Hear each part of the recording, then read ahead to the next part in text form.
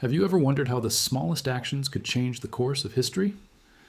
In the spring of 1944, along the windswept coastline of Normandy, France, something peculiar was happening. Local farmers noticed a young shepherdess moving her flock in the strangest patterns, back and forth across the hillsides overlooking the sea. The movements seemed erratic, almost nonsensical. Some whispered she had lost her mind from the pressures of war.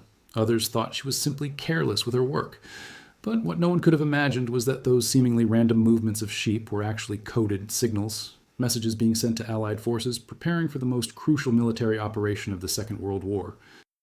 If you're enjoying this story, please take a moment to like this video and subscribe to our channel for more incredible true stories from history. The dawn broke cold and gray over the Normandy countryside on a morning in late April 1944. Marie Dubois pulled her worn wool coat tighter against the biting wind that swept in from the English Channel. At 23 years old, her hands were already weathered from years of farm work, her face prematurely aged by the hardships of living under German occupation. She had been tending sheep since she was a child, following in the footsteps of her mother and grandmother before her. The rolling green hills of this coastal region had been her entire world until the war came and changed everything. The German soldiers had arrived in the summer of 1940, their boots marching through the village square, their flags flying from the town hall. Marie remembered that day with crystal clarity. She had been 16, standing in the market with her mother, watching as the villagers fell silent, their faces a mixture of fear and resignation. The occupation had transformed their peaceful farming community into something unrecognizable. Checkpoints appeared on every road. Curfews were strictly enforced. Young men disappeared in the night, taken away to work camps in Germany, or imprisoned for the slightest act of resistance. Marie's father, a proud man who had fought in the First World War, could not bear the shame of living under German rule. He had joined the resistance in the early days, organizing secret meetings, distributing underground newspapers, helping Allied pilots who had been shot down to escape back to England. Marie had watched her father transform from a simple farmer into something harder, more determined. And then one winter morning in 1942, the Gestapo came. They took him from their small stone farmhouse before dawn, dragging him out while Marie and her mother screamed and pleaded. They never saw him again. Months later, a terse notice arrived, informing them that he had been executed for crimes against the Reich. After her father's death, something changed in Marie. The quiet shepherdess, who had once been content watching clouds drift across the sky, became focused, observant, driven by a burning need to continue what her father had started. Her mother, broken by grief, retreated into herself, spending her days in silent prayer. It fell to Marie to keep the farm running, to tend the sheep that provided their meager income, to navigate the dangerous reality of occupied France. But she wanted to do more than simply survive. She wanted to fight back. Her opportunity came in the autumn of 1943. A man appeared at her door one evening just after sunset. He was thin, dressed in peasant clothes that hung loosely on his frame, but there was something in his eyes that marked him as different. He spoke to her in French, but with an accent she could not quite place. He said he knew her father, that he had worked with him in the resistance. He said that Marie was in a unique position to help the Allied cause, if she was brave enough. The man explained that the Allies were planning something massive, an invasion that would liberate France and turn the tide of the war. But they needed intelligence, detailed information about German positions, troop movements, defensive fortifications along the coast. Marie's farm sat on a hillside, with a clear view of several miles of coastline. Every day, as she tended her sheep, she could observe the German soldiers at work, building concrete bunkers, laying mines on the beaches, positioning artillery. The man asked her if she would be willing to pass information to the resistance, to help Allied intelligence officers understand exactly what they would face when they came ashore. Marie did not hesitate. She thought of her father, of his courage and sacrifice. She thought of the young men from her village who had died in German prisons or been shipped off to forced labor. She thought of France itself, occupied and humiliated, waiting for liberation. She told the man she would do whatever was necessary. The training began immediately. Corbeau returned 3 more times over the following weeks, always after dark, always careful to ensure he was not followed. He taught Marie to think like a soldier, to see the landscape not as pasture and hillside, but as a battlefield. She learned to estimate distances, to identify the caliber of artillery pieces by their size and shape, to recognize different types of fortifications. He brought her crude drawings of German equipment, making her memorize them until she could identify tanks and guns and vehicles at a glance. But the most crucial training involved the signaling system itself. Corbeau explained that British intelligence officers stationed on the English coast used powerful naval telescopes to observe the Normandy shoreline. They watched specific locations at specific times, looking for predetermined signals. Marie's hillside had been selected because of its clear visibility and because her daily presence there with her sheep would not arouse suspicion. The Germans expected to see her. She had become part of the landscape, invisible through familiarity. The code was elegant in its simplicity. The hillside was divided into a mental grid, and different positions carried different meanings. Marie, moving her flock to the northern section, meant activity in the coastal sector to the north. Southern section meant southern coastal activity, but it went deeper than that. The number of times she circled a particular area indicated the number of German units present. The way she held her shepherd's staff, vertical or horizontal, signaled whether the units were infantry or armor. Even her dog, a border collie named Noir, played a role. When Noir was at her left side, it meant construction of new fortifications. At her right side, it meant troop movements. Marie practiced the signals obsessively. At night, after her mother had gone to bed, she would pace their small kitchen, imagining herself on the hillside, rehearsing movements until they became second nature. She knew that any mistake could cost lives. If she signaled the wrong information, Allied planners might send troops into a trap. The weight of that responsibility pressed on her constantly, but she never wavered. This was her war now, fought not with guns and grenades, but with memory and deception. The daily reality of her double life was exhausting. Each morning, Marie would wake before dawn, milk the few cows they still kept, prepare a meager breakfast from their dwindling supplies, and check on her mother, who had retreated so far into grief that she barely spoke anymore.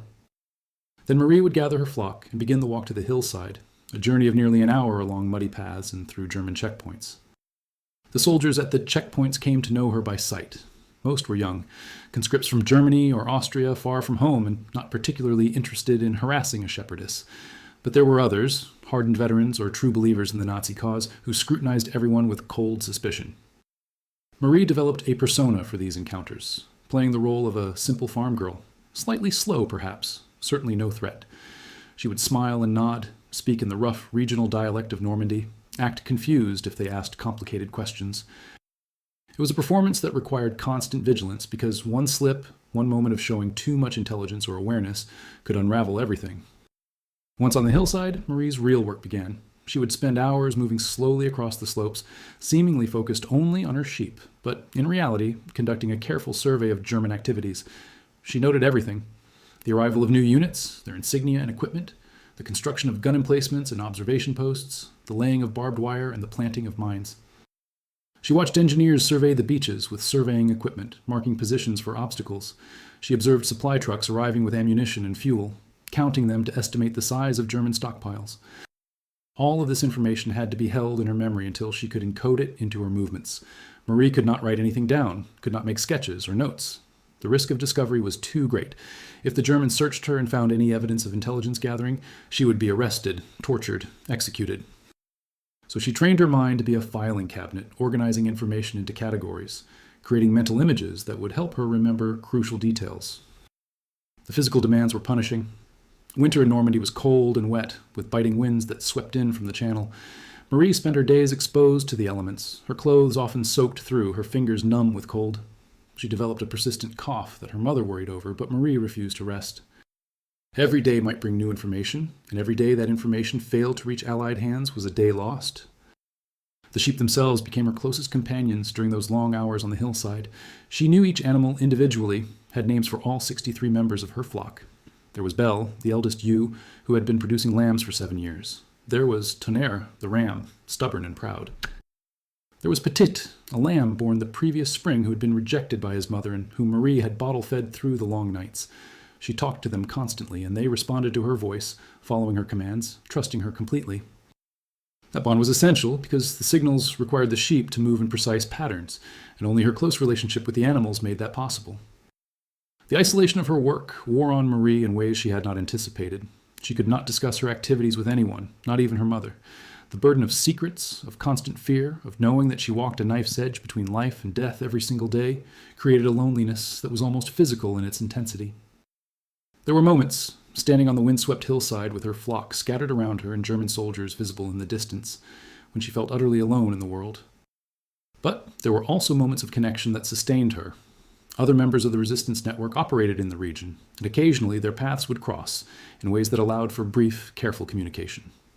There was Father Michel, the village priest, who heard confessions from German soldiers and passed along anything useful they revealed. There was Madame Rousseau, who ran the village bakery and whose shop served as a message drop for the network. There was Dr. Arnaud, who treated both French civilians and German soldiers, and who carefully noted which units were reporting sick, information that helped Allied intelligence track troop movements. These people risked everything, just as Marie did. They formed an invisible web of resistance across occupied France, each person playing their small part in the larger effort to defeat the Nazi regime. Marie drew strength from knowing she was not alone, that thousands of others were engaged in the same dangerous work. They rarely spoke of it, even among themselves, but when their eyes met in the village square or at church on Sunday, there was an understanding, a shared recognition of the burden they carried. As the months passed, Marie became increasingly skilled at her work. She developed an almost instinctive ability to read the military situation, to understand what the Germans were preparing for. She noticed patterns in their activities, the way new fortifications were concentrated in certain areas, the way troops were rotated through different sectors. She began to understand the logic of their defensive strategy, the way they were turning the entire Normandy coastline into a fortress designed to throw back any invasion attempt. This knowledge made her work more valuable, but also more dangerous. The more she understood, the more she realized how crucial her intelligence was, and the more risk she felt compelled to take. She began pushing the boundaries of her cover, moving to new areas, staying out longer, observing more closely. Corbeau warned her to be careful during one of their rare meetings, told her that the Germans were becoming more suspicious of everyone, that the security services were conducting more searches and interrogations. But Marie could not help herself. The stakes were too high, and the knowledge that Allied soldiers would soon be risking their lives on these beaches drove her to gather every scrap of information possible. The winter of 1943-44 was particularly brutal. Snow fell in January, rare for the coast, covering the hillsides in white and making movement difficult. Marie continued her work despite the conditions, trudging through snow that sometimes reached her knees, her sheep struggling to find forage under the frozen crust. German soldiers, miserable in the cold, watched her from their bunkers and probably thought she was mad to be out in such weather. But Marie knew that winter was when the Germans would be working hardest to complete their defenses, trying to finish before spring brought the invasion they all knew was coming. During this period, Marie witnessed something that shook her deeply. A group of prisoners, Allied airmen who had been shot down over France, were being marched along the coastal road under heavy guard. They were in terrible condition, some wounded, all of them thin and exhausted. Marie was on the hillside with her sheep when they passed below, and she watched helplessly as the guards struck one man who stumbled, beating him until he struggled back to his feet. She wanted to do something, anything, but she knew that revealing herself would accomplish nothing except getting herself killed and ending her intelligence work. So she stood and watched, tears freezing on her cheeks, and afterward she worked her flock with renewed determination, sending signals about German guard positions and patrol routes, hoping that somehow the information might help other Allied personnel escape capture. The incident haunted her for weeks. She had nightmares about the beaten airman, dreams where she tried to reach him but found herself unable to move, frozen in place while German soldiers dragged him away. The moral weight of her choices pressed on her constantly. Every day she made decisions about what information to prioritize, what risks to take, and she knew that those decisions would affect the lives of men she would never meet. It was a responsibility that would have broken many people, but Marie carried it with a determination born from grief and anger and a deep, abiding love for her country. Spring arrived gradually, bringing warmer temperatures and new grass to the hillsides. The sheep grew healthier, their wool thicker, and Marie found the work of managing them slightly easier. But spring also brought increased German activity. New units arrived almost daily. The beaches below her hillside became forests of obstacles, steel posts and wooden stakes and concrete barriers designed to rip the bottoms out of landing craft. Minefields expanded inland from the coast. Artillery positions multiplied. The Germans were preparing for the invasion with desperate intensity, knowing that when it came, everything would depend on stopping the Allies at the water's edge. Marie documented all of it, her signals becoming more complex as she tried to convey the density and sophistication of the German defenses. She could see the challenge the Allied forces would face, the terrible cost in lives that would be required to break through these fortifications. The knowledge kept her awake at night. She would lie in her bed, listening to her mother's quiet breathing in the next room, and think about the young men who would soon be crossing the channel. Some of them would die because the defenses were too strong, but others might live because of the intelligence she provided, because Allied planners would know where the weakest points were, where the gaps existed in the German positions. It was during one of these sleepless nights in late April that Marie made a decision that would prove crucial. She had been observing a particular section of beach that the Germans seemed to have neglected. The fortifications there were lighter, the obstacles less dense. She did not know if this was intentional, perhaps a trap designed to funnel attackers into kill zones, or if it was simply an oversight in the German planning. But she knew it was information that Allied intelligence needed to have. The problem was that sending the signal would require her to move her flock to an area she had never used before, a hillside closer to a German command post. The risk of drawing attention was high. Marie spent 3 days working up the courage to make the move. She told herself that if the situation looked too dangerous, she would abort, return to her normal pastures, and try to pass the information through other channels. But when the morning came, clear and bright with good visibility, she gathered her flock and began walking toward the new position. German soldiers watched her pass, and she kept her expression blank, her movements casual, just a shepherdess looking for better grazing. Over the following months, Marie became part of a clandestine network that stretched across Normandy. The man who had recruited her, she later learned his code name was Corbeau, taught her how to observe German activities without drawing suspicion. He taught her how to estimate the number of soldiers in a unit, how to identify different types of artillery and defensive positions, how to remember crucial details that could save Allied lives. Most importantly, he taught her a simple but ingenious method of communication. The sheep became her cover and her tool. When Marie moved her flock across the hillsides, she was not just a shepherdess doing her daily work. She was sending messages. Different patterns of movement, different positions on the hillside, even the way she positioned herself relative to her dog, all carried meaning. Allied observers across the channel, using powerful telescopes and binoculars, watched her movements and decoded the information. A flock moved to the eastern edge of the visible pasture meant German reinforcements had arrived in that sector.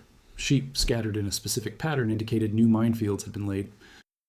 Marie, moving in circles with her staff raised, meant heavy artillery had been positioned. The work was exhausting and terrifying. Every day, Marie had to maintain her cover as a simple farm girl while secretly gathering military intelligence.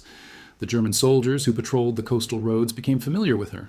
Some would wave as they passed, seeing nothing more than a young woman with her sheep. Others were less friendly, suspicious of anyone who spent so much time on the hills overlooking their positions. Marie had to be careful never to appear too interested, never to linger too long in one spot, never to be seen making notes or sketches. There were close calls. One afternoon in February, a German officer rode up to where Marie was working. He was a lieutenant, young and arrogant, his uniform immaculate, despite the muddy conditions. He dismounted and approached her, speaking in broken French. He wanted to know why she was always on this particular hillside.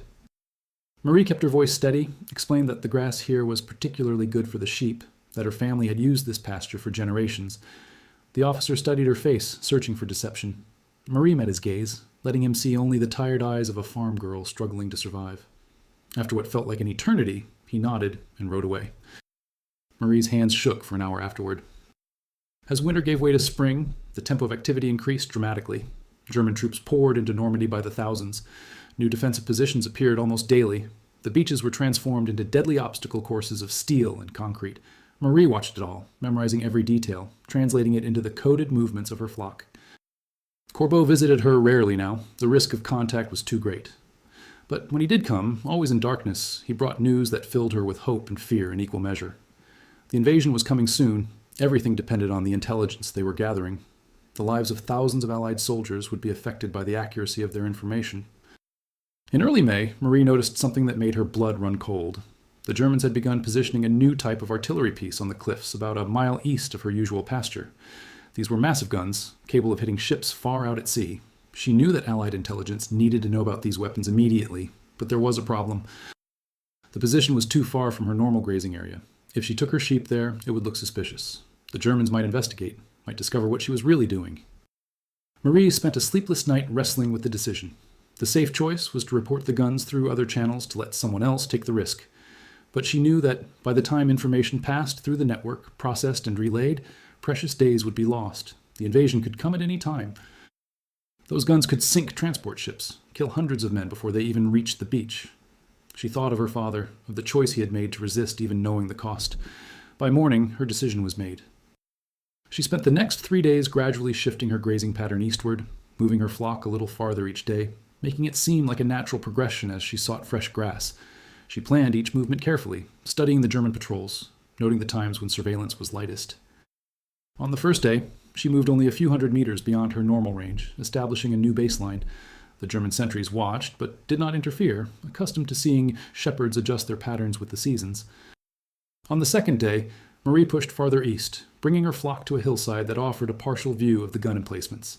She worked there for several hours, moving her sheep in casual patterns while carefully observing the German positions. She counted 6 massive guns, each protected by concrete walls and camouflage netting. Supply trucks came and went, bringing ammunition crates that suggested these weapons were being prepared for immediate use. Around the guns, she could see infantry positions, machine gun nests, and observation posts. The entire position was a fortress within a fortress. That night, Marie lay awake planning her approach for the third day. She knew she needed to get closer to send accurate information about the exact positions and capabilities of the guns. But getting closer meant more exposure, more risk of drawing the attention of German security officers, who might wonder why a shepherdess had suddenly changed her routine. She considered turning back, using the information she had already gathered. But she kept thinking about the transport ships, about the soldiers packed inside them, about what would happen if these guns were allowed to open fire unopposed. By dawn, her resolve had hardened. She would get the information, no matter the risk. The morning of the third day dawned clear and cool, with excellent visibility. Marie dressed in her usual rough farm clothes, pulled her hair back under a worn kerchief, and gathered her flock. Her mother, lost in her own world of grief, barely noticed as Marie left the farmhouse. The walk to the eastern hillside took longer than usual, and Marie found herself studying every German soldier she passed, looking for signs of suspicion or heightened alertness. But the occupation had been going on for so long now that a kind of routine had set in. The soldiers were bored, thinking more about their next leave or their next meal than about security threats. Marie reached the hillside overlooking the gun positions just after 8 in the morning. The timing was deliberate. Corbeau had told her that the British observers watched most carefully during morning hours when visibility was best. She positioned her flock on the slope, taking a moment to survey the scene below. From this vantage point, she could see the entire gun complex in detail. She noted the exact spacing between the weapons, the thickness of the concrete walls, the way supply trenches connected the positions. She saw crews servicing the guns, officers with maps planning fields of fire. Every detail burned into her memory. For the next 2 hours, Marie worked her flock in carefully choreographed patterns. Each movement was deliberate, each position meaningful. She signaled the number of guns, their type and caliber, their exact coordinates on the hillside grid system she had memorized. She indicated the strength of the infantry support, the presence of anti-aircraft weapons, the layout of ammunition bunkers. She moved Noir from one position to another, using the dog's location to add additional layers of detail to her signals. And all the while, she maintained the appearance of a shepherdess, going about her daily work, occasionally calling to her sheep, adjusting their positions, seemingly oblivious to the military installation below. She could feel eyes on her the entire time. German soldiers in the gun positions had certainly noticed her presence. She saw binoculars pointed in her direction, saw officers conferring and pointing. Her heart pounded so hard she thought it might burst from her chest, but she forced herself to remain calm, to move naturally, to show no sign of nervousness or unusual interest in the guns below. She thought about her father, about his courage in the face of the Gestapo. She thought about the Allied soldiers who would soon depend on this information. And she continued her work. By mid-morning, Marie had transmitted everything she could about the gun positions. She began moving her flock back toward her normal grazing areas, trying to make the departure seem casual and unhurried. But she had barely started when she heard the sound of a vehicle engine behind her. She turned to see a staff car climbing the rough track that led up the hillside. Her mouth went dry. This was the moment she had feared, the moment when her double life would be exposed. The car pulled up beside her and stopped. Marie stood frozen, her mind racing through possible escape routes and knowing there were none. She was alone on an open hillside with 63 sheep and a dog. There was nowhere to run, nowhere to hide. The back door of the staff car opened and a German major stepped out. He was an older man, perhaps 50, his face hard and weathered, his uniform bearing the insignia of military intelligence. He walked toward her slowly, his boots crunching on the rocky ground, studying her with cold, calculating eyes. Marie's training took over. She forced herself to breathe normally, to show confusion rather than fear. She was just a shepherdess, she told herself, just a farm girl who knew nothing about military matters. The major stopped a few feet away and spoke to her in fluent French, his accent educated and precise. He said he had been watching her for several days. He had noticed her changing her routine, moving to new areas. He wanted to know why. Marie called upon every ounce of her acting ability. She widened her eyes, made her voice uncertain and slightly fearful, the way a simple farm girl might react to being questioned by a German officer.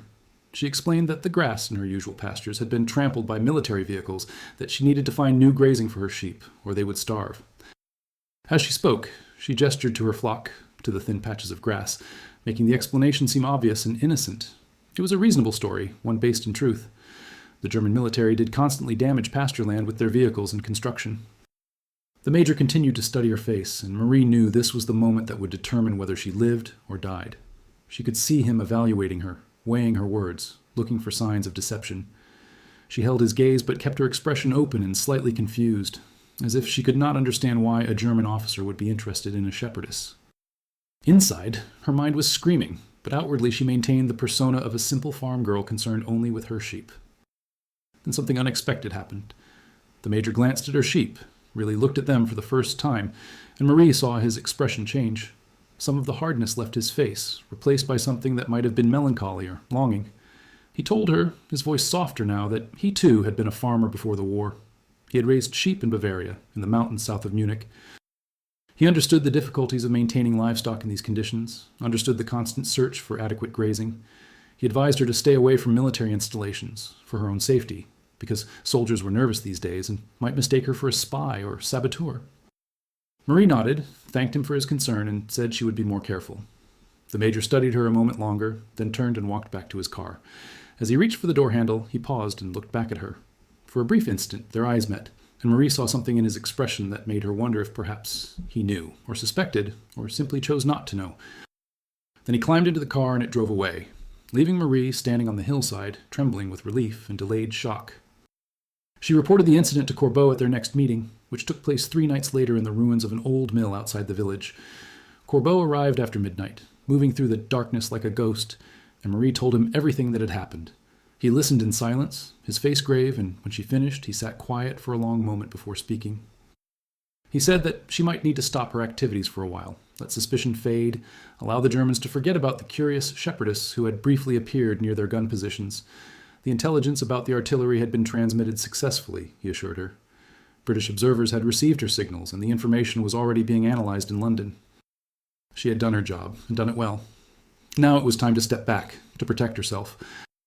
But Marie refused. She could feel it in her bones, the sense that time was running out, that the invasion was closer than anyone realized. The weather was improving, the moon phases were right, the tide conditions were favorable.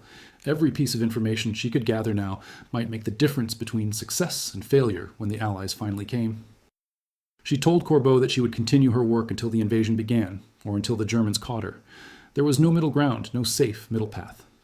Either she fought with everything she had, or she might as well have stayed home and done nothing. The first days of June brought unseasonably rough weather to the Normandy coast. Gray skies hung low over the channel, and cold rain swept across the hills in sheets.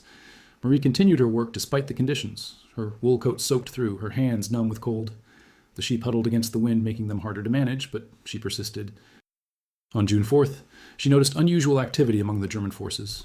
Officers were shouting orders, troops were being repositioned, an air of nervous anticipation hung over everything. Something was about to happen. The Germans seemed to sense it too. The tension in their movements, the way officers constantly scanned the horizon with binoculars, the increased patrols along the coastal roads, all suggested they knew the invasion was imminent. Marie watched them preparing, checking weapons, reinforcing positions, and she felt a strange mixture of fear and anticipation.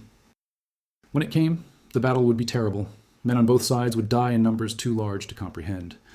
But it would also be the beginning of the end, the start of liberation. On the evening of June 5th, the rain stopped. The wind died down and a strange calm settled over the coast. Marie stood outside her farmhouse, looking toward the channel. She thought about tomorrow, about what was coming. Somewhere out there, beyond the horizon, an armada was gathering. Thousands of ships, hundreds of thousands of men, all preparing to cross the water and storm these beaches. She thought about the intelligence she had gathered, about all the others in the resistance network who had done the same. She thought about her father, about the sacrifice he had made, and she hoped that somehow, somewhere, he knew that his daughter had continued his fight. Marie did not sleep that night. She lay in her bed, fully dressed, listening to the sounds of the night and waiting. The clock on the mantel ticked away the minutes and hours. It felt like the whole of France was holding its breath, waiting for the storm to break. The sound of aircraft engines woke her mother just after midnight. Marie was already at the window, looking out into the darkness. The sound was like nothing she had ever heard before, a constant roar that shook the windows and made the floor vibrate. She ran outside and looked up at the sky. Even in the darkness, she could see them. Wave after wave of aircraft, hundreds and hundreds, passing overhead in a stream that seemed endless. The sky was full of them, their engines creating thunder that drowned out every other sound. Then the parachutes began to appear, white flowers blooming in the night sky, drifting down through the darkness. Marie stood transfixed, watching them descend. These were the airborne troops, the vanguard of the invasion, dropping behind German lines. Somewhere across the channel, thousands of young men were preparing to cross the water, to storm the beaches she could see from her hillside. Many would die, But the intelligence she and others like her had gathered might save some of those lives. The sound of the aircraft faded gradually as the waves passed. Marie remained outside, unable to go back inside, unable to look away from the sky. Her mother joined her, wrapped in a shawl, her eyes wide with wonder and fear. They stood together in silence as the eastern horizon began to lighten with the approach of dawn. As the sun rose, painting the sky in shades of pink and gold, Marie heard a new sound. It came from the sea, a deep rumbling like distant thunder, but constant and growing louder. Naval gunfire. The Allied fleet was bombarding the German positions, softening them up before the landing craft came ashore. Marie could not see the ships from her farmhouse, blocked by the rise of the hillside, but she could imagine them out there, hundreds of vessels arranged in a vast armada, their guns flashing as they poured fire onto the beaches. Marie knew she should stay inside, take cover, protect herself and her mother from stray shells and flying debris, but she could not. She had spent 8 months preparing for this day, risking everything to provide intelligence that would help make it possible. She had to see it, had to witness the moment when everything she had worked for became real. She told her mother to stay at the farmhouse, to hide in the cellar if the fighting came too close. Then she gathered her cloak and began walking toward her hillside, toward the vantage point that had been her post for so many months. The walk seemed to take forever. German soldiers were everywhere, running toward defensive positions, shouting orders, their faces showing the strain of men who knew they were about to face the fight of their lives. Some of them glanced at Marie as she passed, but none tried to stop her. They had more important concerns now than a single shepherdess. Artillery shells whistled overhead, some German guns firing at the fleet, others Allied shells coming in to strike German positions. The noise was overwhelming, a constant cacophony of explosions and gunfire and shouting voices. Marie reached her hillside just as the first landing craft appeared through the smoke and mist. They came in waves, dozens and dozens of them, small vessels loaded with men, pushing through the surf toward the beach. The German guns opened fire, the water erupting in geysers as shells struck. Landing craft hit mines or obstacles, exploding or overturning. Men poured out of the craft that made it to shore, wading through water under machine gun fire and mortar shells. Some fell immediately, others made it to the beach, only to be pinned down behind obstacles. It was carnage on a scale Marie had never imagined. The beach had become a killing ground. The water near shore turned red. Bodies floated in the surf or lay sprawled on the sand. Landing craft burned. Tanks became trapped or destroyed. The noise was beyond description. Marie stood on her hillside, tears streaming down her face, watching the battle unfold. She forced herself to watch, to bear witness. These men were dying to liberate her country. She watched throughout the long, terrible morning as the Allied soldiers fought their way off the beach, inch by bloody inch. She saw men fall, saw others drag wounded comrades to safety, saw medics working under fire, saw engineers blowing gaps through obstacles. But she also saw courage beyond measure. Soldiers who kept advancing when comrades fell beside them, who charged machine gun nests with rifles and grenades, who refused to give up. Tank crews exposing themselves to enemy fire, naval destroyers moving dangerously close to shore to provide support. She saw the tide beginning to turn, slowly but inexorably, as sheer determination began to overcome the German defenses. By mid-morning, smoke rolled across the beach in thick clouds. But Marie could tell the situation was improving. More landing craft made it to shore. Troops advanced inland, neutralizing German strongpoints. Naval gunfire destroyed bunkers and gun positions. Air support arrived, Allied fighters and bombers attacking German positions beyond the beach. In the afternoon, a small group of soldiers appeared on the path from the beach. They moved cautiously, weapons ready, clearing this hillside sector by sector. When they reached her position, a sergeant approached, his rifle lowered but still ready. He spoke to her in English, then tried French with a heavy American accent. Marie responded, identifying herself. The sergeant studied her face, then glanced at the sheep grazing nearby, somehow calm despite the battle. Something in his expression changed, a flash of recognition. He called over a young lieutenant who spoke better French. He asked Marie if she was the shepherdess, the phrase carrying odd emphasis, as if it were a code. Marie nodded slowly, understanding dawning. These men knew about her work. Someone in intelligence had briefed them about the signals from the hillside. The lieutenant told her that the artillery positions she had reported in early May had been priority targets for Allied bombers. Many of those guns had been destroyed before they could fire at the landing craft. The minefields she had helped identify had been marked on assault maps, allowing engineers to clear safe paths. Dozens of German positions she had located had been neutralized by naval gunfire. The intelligence she had risked her life to gather had saved countless Allied lives. Marie felt her legs weaken, and she sat down heavily on the wet grass. The magnitude of what she had been part of overwhelmed her. The lieutenant crouched beside her and told her that people in London knew her name, that her bravery had been recognized at the highest levels. But Marie was thinking of her father, of the price he had paid. She was thinking of all the others across France who had fought in secret, who had risked everything so that this day could come. She watched the soldiers moving down the hillside toward the next objective. These young men from America and Britain and Canada who had crossed an ocean to liberate her country. She knew the war was far from over. That much hard fighting still lay ahead. But she also knew that the tide had turned, that the long night of occupation was beginning to end. In the weeks that followed, as Allied forces pushed inland and the battle for Normandy raged, Marie's quiet life as a shepherdess came to an end. She was recruited formally into the Allied intelligence effort, using her knowledge of the region to help guide troops. She met other resistance members who had worked in secret for years, ordinary people who had done extraordinary things. She learned that Corbeau had been a British intelligence officer, that the network she had been part of was one of many across occupied Europe. After the war, Marie never returned to tending sheep. She had seen too much to go back to the simple life she had known. She trained as a nurse, spending the rest of her career caring for wounded veterans, both Allied and German. She rarely spoke about her work during the war, and when she did, she downplayed her own role. She was just a shepherdess, she would say, doing what needed to be done. But those who knew the full story understood the truth.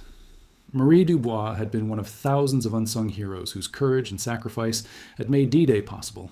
Her seemingly random movements on a Norman hillside had carried vital intelligence across the Channel. Her willingness to risk everything for her country and for freedom had helped turn the tide of history. The strange way that Shepherdess moved her sheep had not been madness or carelessness. It had been the quiet defiance of a woman who refused to accept defeat, who found a way to fight back against tyranny using nothing more than her wits, her courage, and a flock of sheep on a windswept hill overlooking the sea. The Second World War taught the world that heroism takes many forms, that the smallest actions can have enormous consequences, and that ordinary people, when faced with extraordinary circumstances, are capable of remarkable things. Marie's story reminds us that freedom is never free, that it is purchased with the courage and sacrifice of individuals who choose to stand against darkness. On the beaches of Normandy, thousands of soldiers gave their lives to liberate Europe. But before those soldiers set foot on French soil, people like Marie had already been fighting, in their own way, to prepare the ground for victory. Today, if you visit the Normandy coast, you can still see the hillsides where Marie once worked. The concrete bunkers remain, weathered monuments to a conflict that shaped the modern world. On quiet mornings, when mist rolls in from the Channel, it is not hard to imagine a young woman with her flock moving across the green slopes in patterns that seemed random but carried the weight of nations. The sheep are long gone now, and so is Marie, who passed away peacefully in 1998 at the age of 77. But her legacy remains, a testament to courage, resistance, and the extraordinary things ordinary people can accomplish when they refuse to surrender to tyranny. Her story is one of thousands that emerged from the Second World War. Tales of quiet heroism too often forgotten in the broader narrative of armies and generals. Yet these individual stories matter, because they remind us that history is not made only by the powerful and famous. It is made by farmers and teachers, by shopkeepers and shepherdesses, by anyone who chooses to act when action is needed. Marie Dubois chose to act, and in doing so, she helped change the world.